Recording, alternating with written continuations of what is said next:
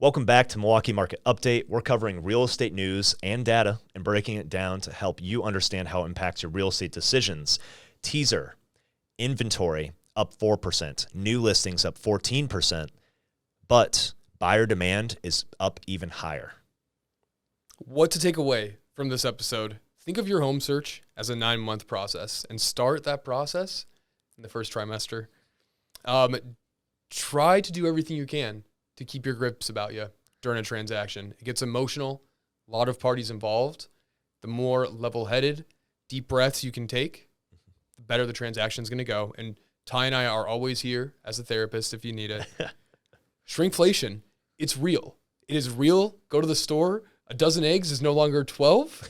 And then also Ty rides the bus. And Nick does too. And I rode the bus once, yeah. But hear more about Ty's bus riding adventures. We're here to give you all the info you need, like how to ride the bus in Milwaukee, and make things help you make the right decisions regarding your real estate. Should I buy a home now? Should I be selling? Is the housing market about to crash? Are these headlines I'm reading, content I'm seeing on social media true or even relevant to me? If you're new to this show or returning because you found value in a previous video, it means the world to us if you would take a second to subscribe here to the channel. You can follow us at TyAsh31, Nick Harrington28, and reach out via MilwaukeeMarketUpdate.com. I'm Ty. I'm Nick. With Houseworks Collective at Compass, your local real estate experts.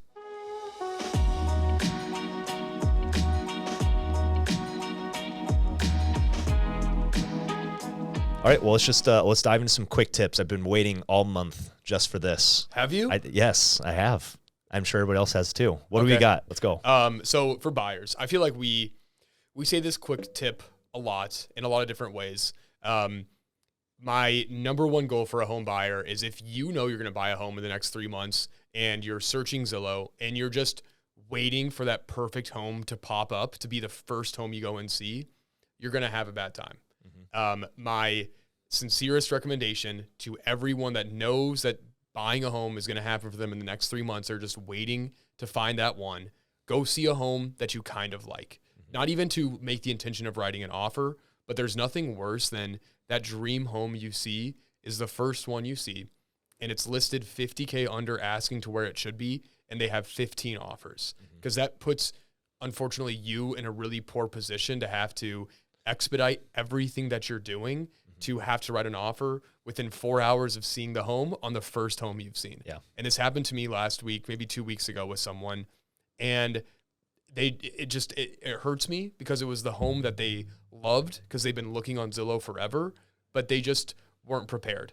Yeah. And when we have a timeline of 4 hours, there's only so much that I can truly offer to someone in such a short amount of time when it's the one home that they've seen. And also too, this home was listed $50K under where it should have been. Yeah. And so telling someone that you just met, coming to grips with that, to say, hey, if you want this, we need to go $70K over because that's really $30K over where it should be.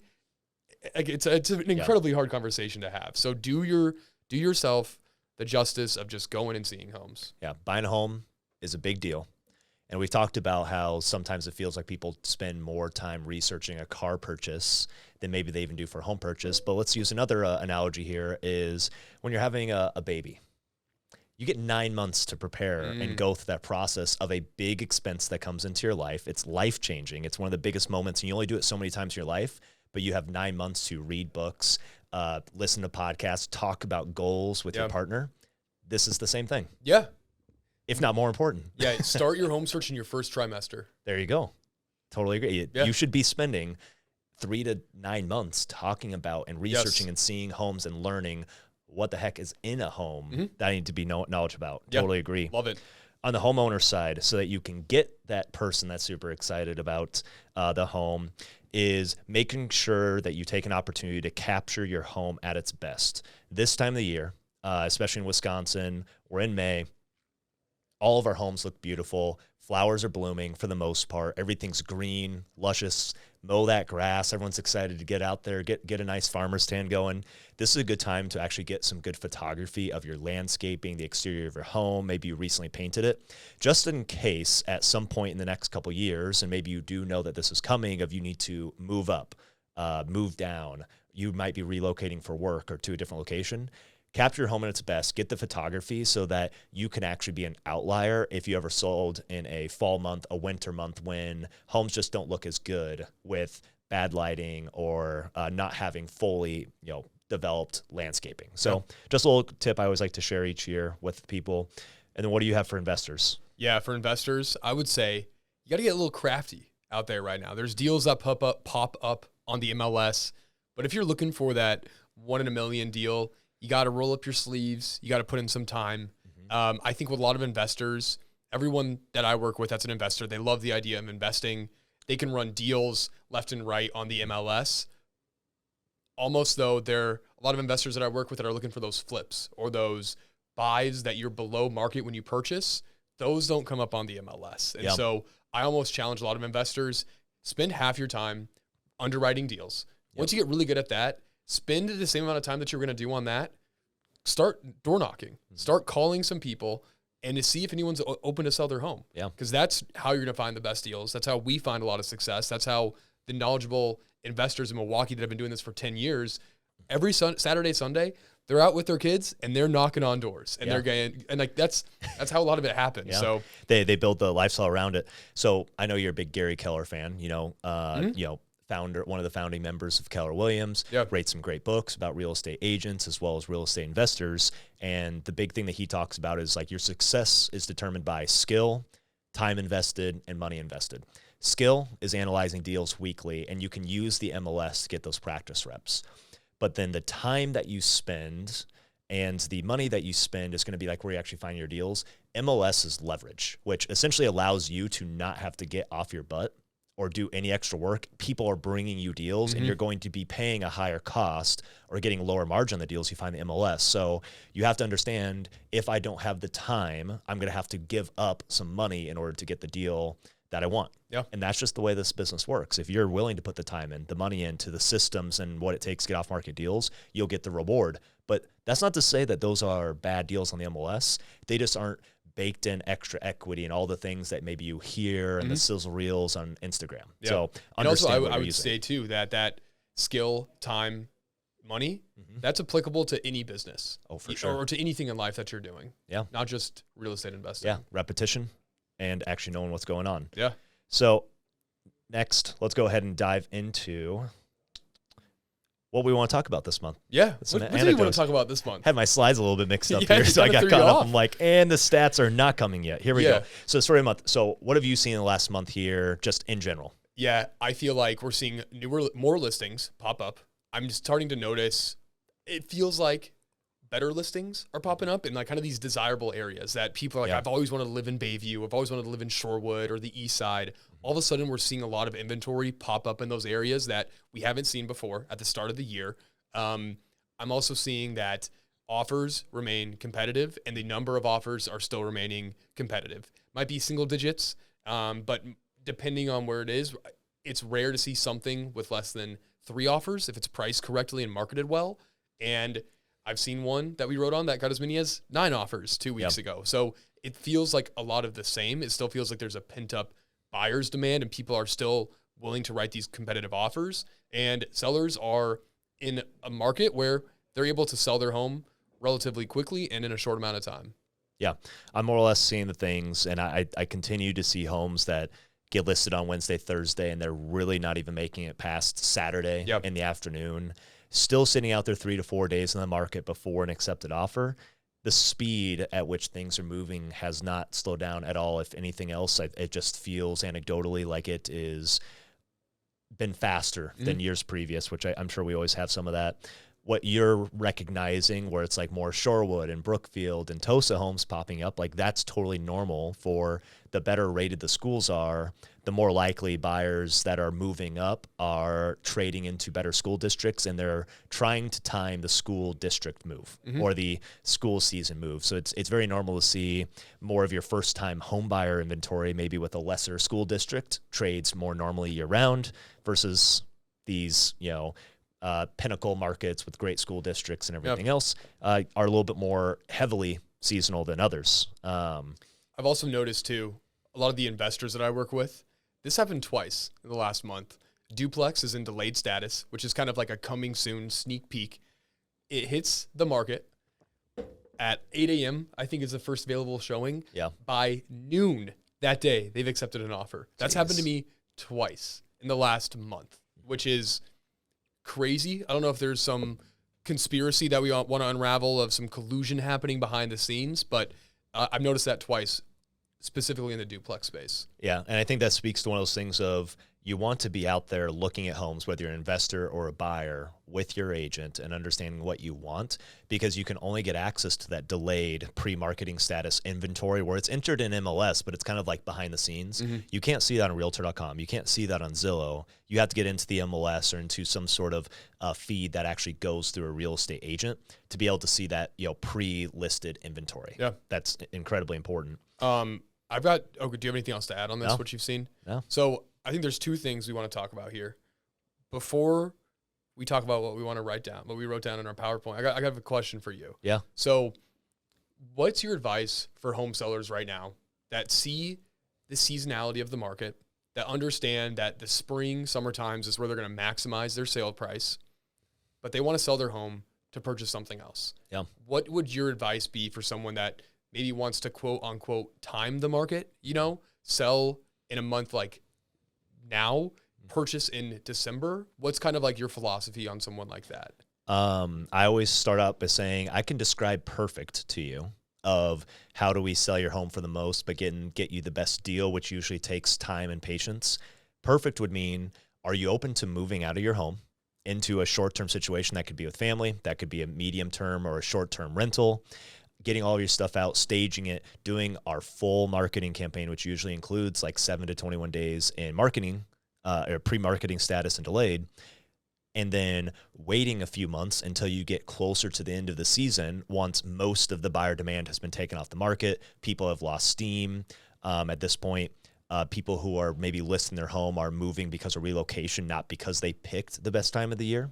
We see that you get probably anywhere from 3 to 6% better deal when you buy outside of the peak season of spring and summer. So if that was optimal or what you wanted to do, if you want to do it perfectly, it actually involves some inconvenience to you. So do you want convenience or do you want to take the path of least resistance? In most cases, path of least resistance might be trying to get creative, finding yourself something to buy before you're ready to sell, knowing that most people are able to list their home quickly, get under contract with the right marketing, right listing strategy. Cool. So that's the best thing I could say is I don't think prices are going to go down from this year to next year. Like the data just doesn't show that that's likely here in the Milwaukee greater area.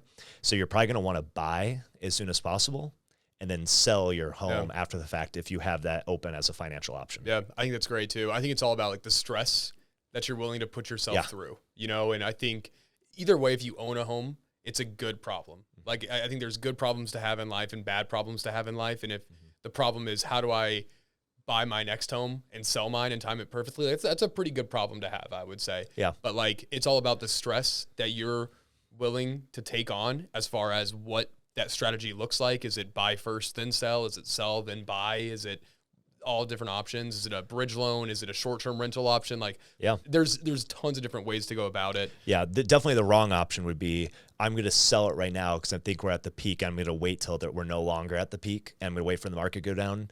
That's just not feasible. One, I think it's statistically unlikely right now for where we're at in the market. But two, the harm you could do to your emotional state of missing out on another few years and just waiting for prices to correct could be more disabling. Could be much worse. I had a buyer that I worked with.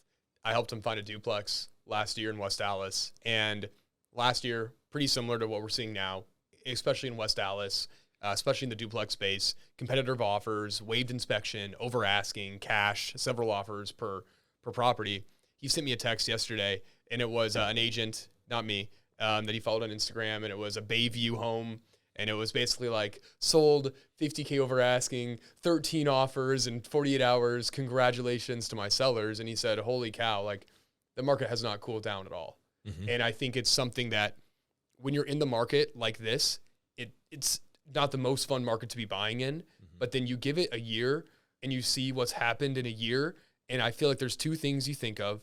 One is relief of, oh my God, I'm so glad I'm not still doing this today, but also, oh my God, I've made some good money and appreciation in my property. And so I think like that was just cool to see full circle with a client that I worked with, for him to be like, man, like this is nuts. And it still is, but Yeah. I got a home, you know? Yeah. Got a home, got to live somewhere and capitalize on essentially you're just placing a asymmetric bet here that you're going to keep on getting more opportunity in the market. Mm-hmm. So I think our theme that we kind of want to talk about here, last month we talked about if you want to buy a home this year, you can do so. Yeah. And we kind of talked and provided some fun stats about you can do so if you want to buy a home this year. Yeah. Let's get a little bit more tactical here. Yep. How we talked about like the what, I want to say, you know, let's talk about like the how. Like, how are you working with buyers right now and getting those offers accepted? And what does that kind of look like at a high level? At the highest level, I brand this to my clients as the feedback loop, which starts with going and seeing homes. We obviously have some education that goes into this. So they understand the high level view of buying a home. What does the closing process look like? But then when you start writing offers, seeing homes, you're like, this one works. It's got all of our needs, most of our wants, none of our deal breakers. Let's write an offer. You're doing the agent is doing a lot of back and forth with the listing agent. What's competition? Bring that back to your buyer. What do we want to write? Let's verbally try to get hone in this offer to make sure that's a perfect fit for the seller when it goes across. And when you unfortunately don't get it, we're still getting feedback and ranking of, was there 10 offers? Were we number 2 or were we number 10?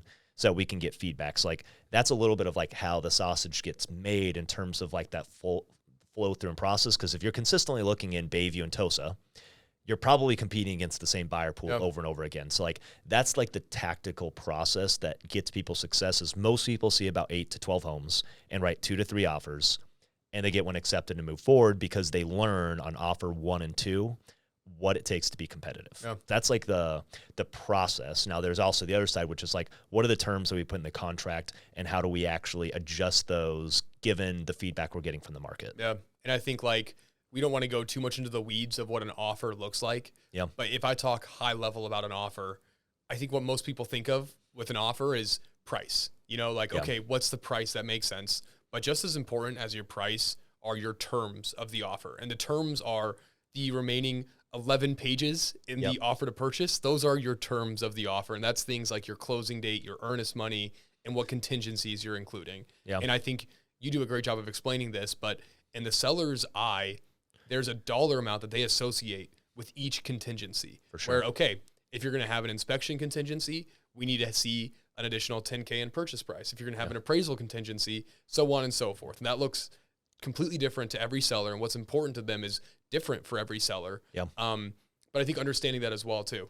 Yeah, I think part of that feedback loop and getting information when you're dialing in the offer is there's half of all sellers out there that have lived in their home for 3 or 4 years, and now they're move up buyers. They're buying a bigger home now at probably a higher interest rate, and every dollar matters. Meaning they're going to very much be prioritizing price over certainty.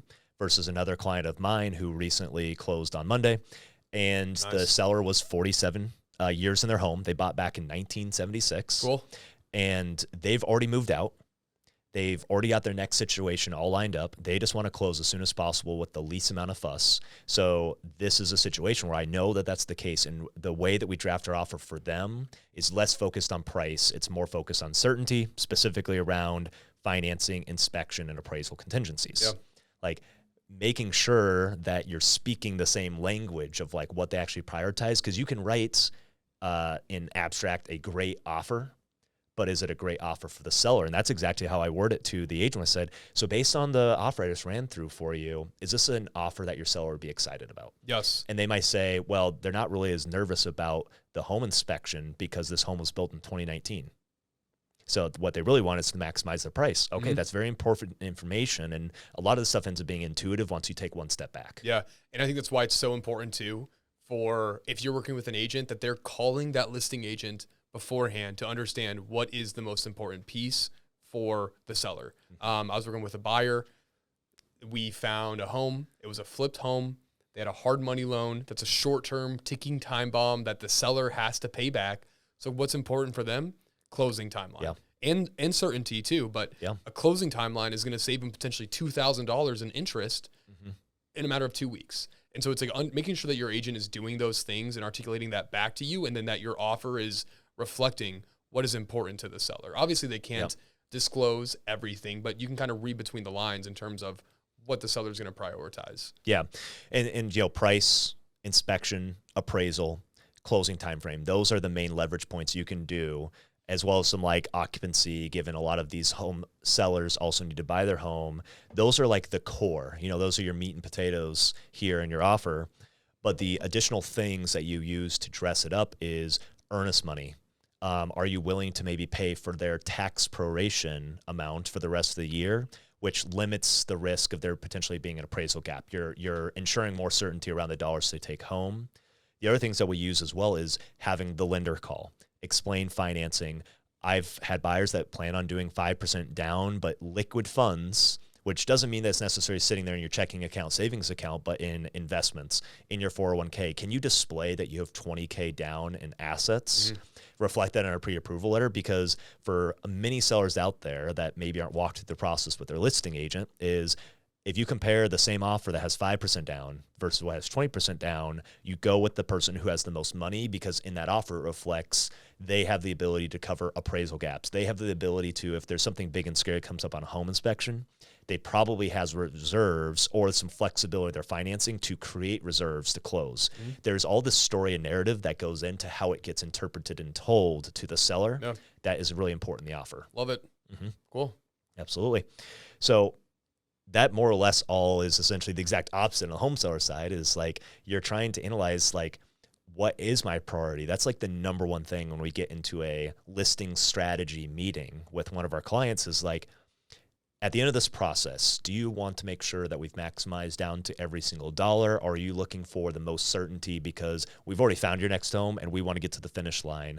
And emotionally, once you start receiving 1, 5, 10 offers, your brain might flip a switch and go to the other side of the table. So let me really make sure I'm rock solid on supporting the goals that you gave me from the very get-go, because then all of a sudden when the flyer offer comes in, it has a huge price, but it's FHA financing 3.5% down. Not that there's anything wrong with it, that potentially there's a risk of $10,000, $15,000 worth of what if it falls through due to financing, and we could have just gone with another offer that got you to your original goal.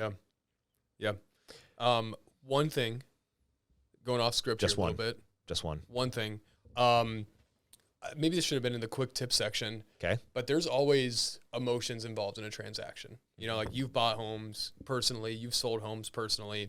We represent hundreds of clients that buy and sell homes. So like we live this every day. We've been through it personally too. I think it's so important for whether you're a buyer or a seller to remember at the end of the day that there's another buyer and seller at the other side of the transaction that is going through the same things that you're going, more or less. Yep. I think it's oftentimes it's very easy to start painting this picture of what the other party looks like or what the other party's doing. And typically what that picture starts to look like is some dictator in a high chair that is greedy. Yes, like penny unreasonable pinching for both sides, Yep. And so just something to like keep that in mind, that it's another human that you're working with, that they have the same goal in mind as you do. It is to unless like things change from inspection or whatever. And I just think that's so important to remember, that it's another person that you're working with. And most of the time that person is trying to do right and make things good, but just to keep that in mind. And usually what it comes down to is like, you can see both sides of the coin of you're in an inspection negotiation. There's $10,000 worth of issues. That's significant. Just, by itself, $10,000 trading back and forth. No one's going to be like, whatever, just $10,000 for the most part. That's a meaningful amount of money for anybody. To the buyer, that's like, essentially almost, probably a portion of their down payment that like they can potentially be negotiating for. But on the flip side of that, you're buying a typical home here in Milwaukee for $350,000. And that is like, again, a very, very small portion of your total investment into your home. So naturally, the seller's going to be like, why are they nickel and diming over $10,000? They're buying a $400,000 home. And the buyer's like, why are they nickel and diming? I know they're making $150,000 on their sale. We're just asking for 10. Right. So you can see both sides of the coin when emotions get involved. And that's why the agents are there, is to make sure that it's looked in.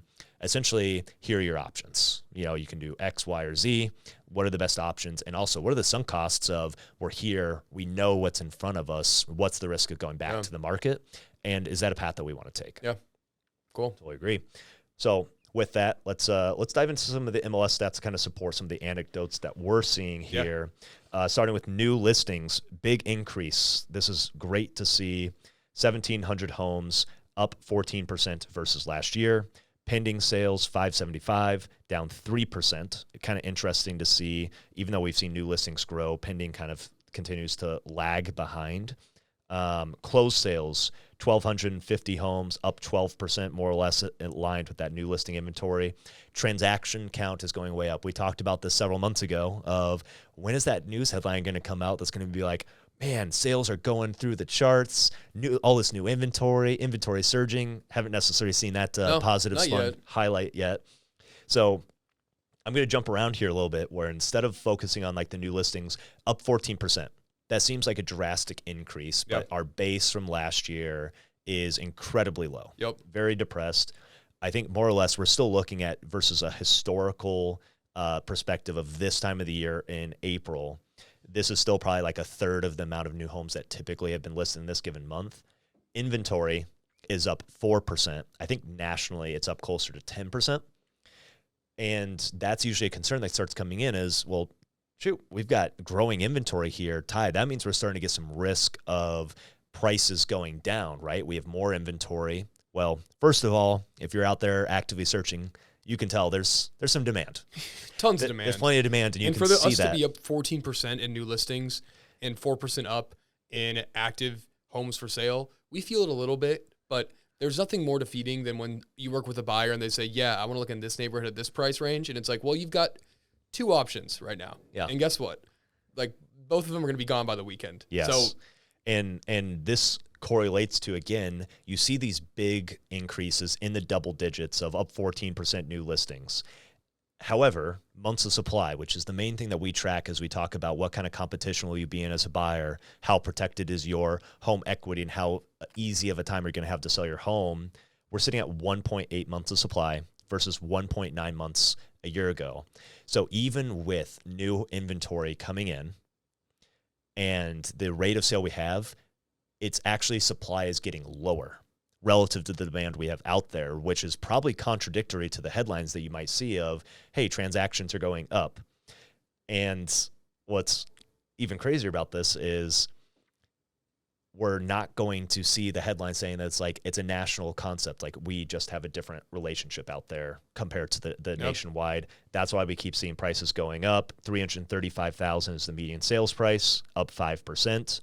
And right now, days on market until sale, 22 days. So we know that offers are usually getting accepted on median, probably somewhere around 2 to 3, maybe 4 days on the market. Days on market, that essentially means we're probably closing from date of accepted offer, probably around 18 to 19 days is what you should be writing in your contracts today. Crazy. Yeah, I think the biggest thing I see here, I love that there's new listings. That's great. We're up 8% year over year. If we just look at the total number of new listings this year, 14% month over month from last year to this year. But the months of supply has remained under 2%, under 2 months of supply. So strong demand still. Strong demand. As soon as we start to see new listings pop up and days on market go up, that's when we're going to see a soften in demand, but not seeing that yet. Yeah, so if we actually go and dive into new listings a little bit, back in 2019, we were sitting at 2,500 listings in 1 month versus this year in April, 1,700. So 800 home difference in terms of number of homes listed. My take on, even though there's so much new inventory coming, demand has increased. I think the number one thing I have is how relative interest rates are to a year ago. People are getting used to the interest rates, and demand is growing faster than the new listing is coming to the market. There are more buyers shopping versus a year ago relative to the inventory we have. Our market is getting more competitive, not less. And if those rates actually improved better than, if we got into the 6s, that would be an obvious improvement in demand. If we got into the 5s, anarchy, as I always like to say. Chaos. Just pure chaos. Yep. So when is the best time to kind of start searching again? Typically what we find is as you get towards the end of the year into, I would say, September, October, right after kind of like, some holiday season, all that kind of stuff, football season, distractions, all of that. When there's moments of distraction where a buyer may have lost steam or momentum, or there might be a holiday weekend and they take a break, don't take a break. Those are the windows opportunities you have to get a home with less competition in this market. And again, you'll typically get a better deal as you shop more on the ends of the bell curve in the winter and late fall, early spring months. So diving into our next set of data for the duplex space in Milwaukee County, we have 1.8 months of supply versus 1.2 months a year ago. Our median sales price now sitting at $220,000. Dang. There we go. That is up 19% in the month of April. Instead, the number I'm going to take, which is still an impressive number, 2024 year to date, our median sales price of a duplex in Milwaukee County is $205,000 versus $180 a year ago, up 15%. Last year, just for context, we were up about 11% in prices year over year. This has shown us, even though we've actually seen growth in the months of supply in the duplex space, it's very possible that some of the best inventory in the best areas are continuing to increase in price, and the desirability of still being able to buy deals even remotely close to the 1% rule, print to race ratio, is continuing to make Milwaukee a top destination for investors. The median days on market before it gets an accepted offer currently sitting at 7. So again, I think that there's some outliers out there. There's definitely more aged inventory that sits out there for real estate investments, especially if they end up having deferred maintenance and everything else. Anything you want to add here in the two-family space in terms of those couple stats? I think you nailed it, man. Perfect. I do. Otherwise, as we look at new listings, so new listings are up 23%, active inventory up 20%, and finally, our sold listings up 25%. So we are getting more inventory, but it's getting eaten right up. Still lots of demand out there. Next on the list, we've got our rents, more or less no change, average sitting at $1,220 per month or $1,150 per month median price for Milwaukee County for a 2-bedroom, 1-bath. Otherwise, what stats are you looking for? More information on? Ask us in comments below. As you can see, we're just totally nailing the script. Give us your take. We want to know. Yeah. Shout out. Try them out. What are we doing too much of? What are we not doing enough of? What data you want? Yeah. But with that, what articles you got for us? Yeah, so I've got one. AOL.com? What the heck is this? So AOL.com. I go on here quite a bit because I still have my AIM username. Okay. That's how my family messages each other. That's a joke. But I think this has been basically there's a boulevard that runs just north of American Family Field, formerly known as Miller Parkway, RIP. They've been talking about this for a while, of basically changing that highway that runs north to the Washington Heights area, St. Joe, Uptown area, removing that and making it more of a boulevard, making it a little bit accessible, lower the speed limit, and kind of remove some of the infrastructure there to kind of make it more of like just a more friendly, drivable space, I would say. I don't know the best way to put that. But it looks like this is back on the table, where this is something that could happen likely years from happening. But it's an area that it's just a high traffic location right now. And I think if they do make this move to a boulevard, I would love to see that, because there's a whole strip right there, that Washington Heights neighborhood, most specifically, that to me feels like it's a bit isolated because of this. And removing this interstate, making it a little bit more drivable, I feel like it's going to really help to add some more restaurants, commercial districts down there. What do you think, man? I'm looking forward to it. Like you kind of said, we're sitting in 2024 right now.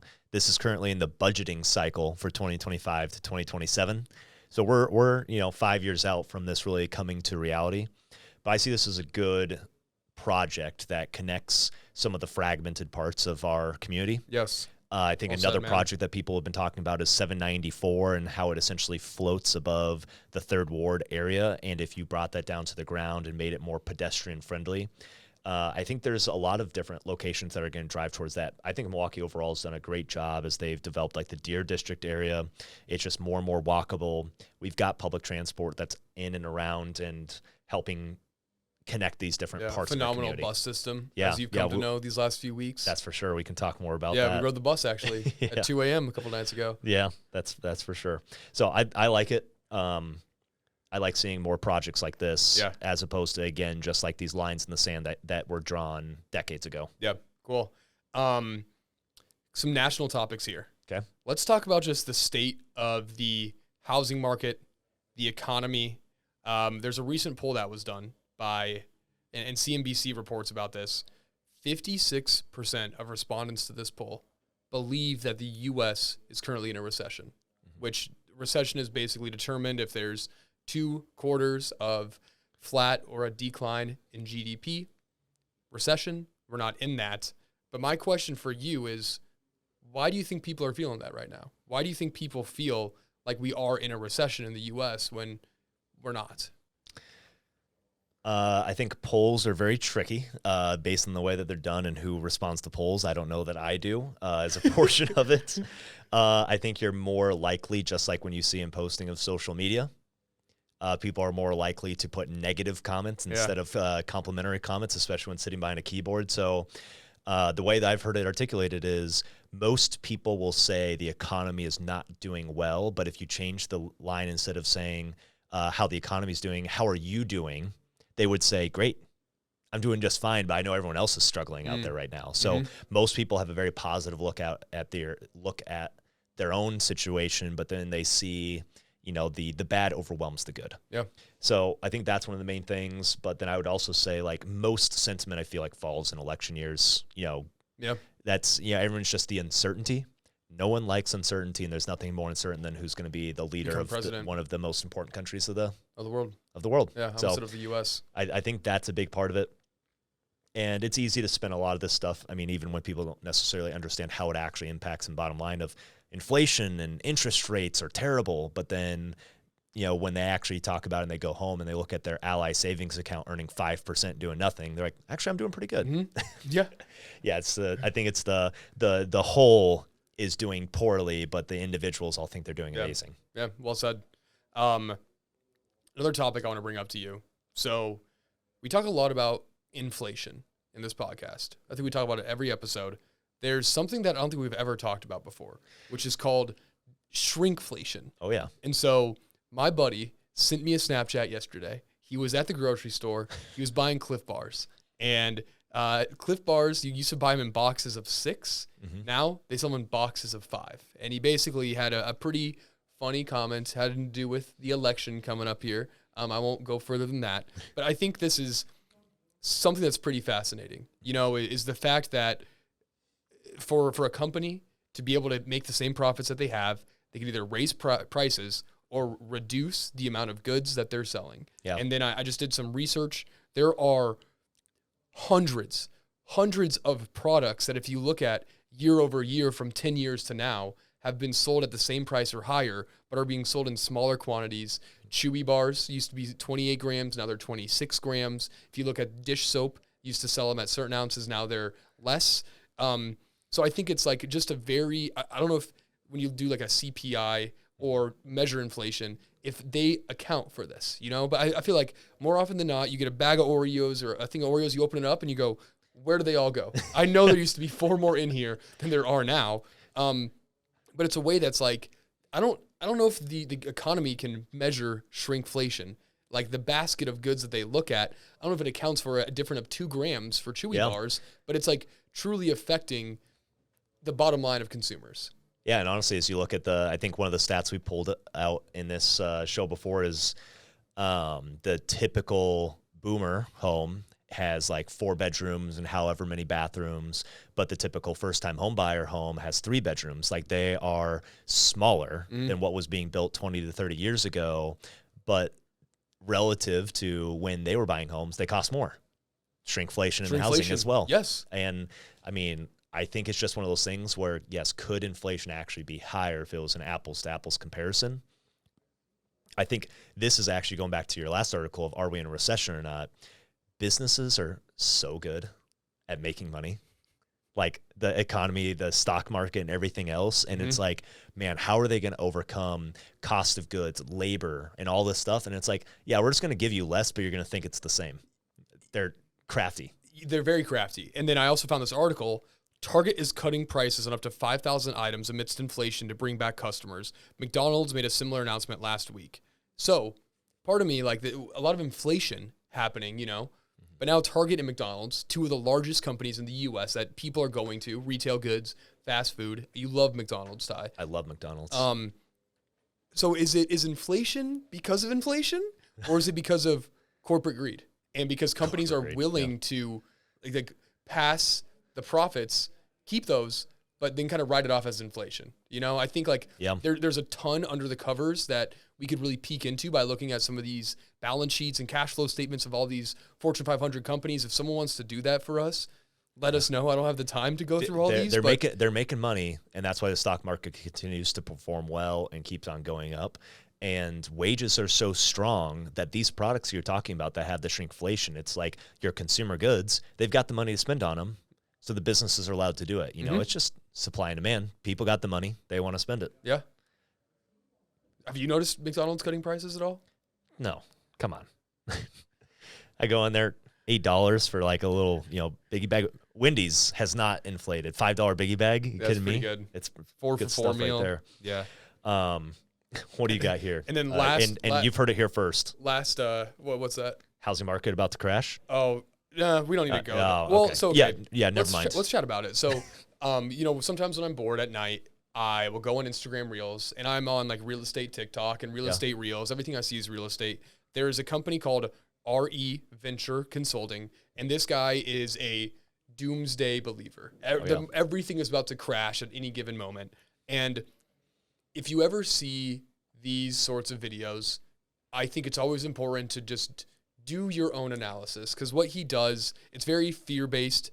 It's very much home prices are being slashed. Look at this listing at $750, and now they've reduced the price to $650, and it's still not selling. You go in the comments, and someone says, I'm a local realtor in this market. This home was priced $300K over value. So, I think it's easy to find little minute data points and make an entire story out of that when those data points aren't the true story of what's actually happening. Yeah. And it was just really interesting to see, and all the comments were like, this guy's been predicting a market crash for the last 5 years, and there has not been a market crash for the last 5 years, but if you make the same prediction enough time, eventually it'll happen. For sure. Next up, we got our essentially inventory that's out there right now.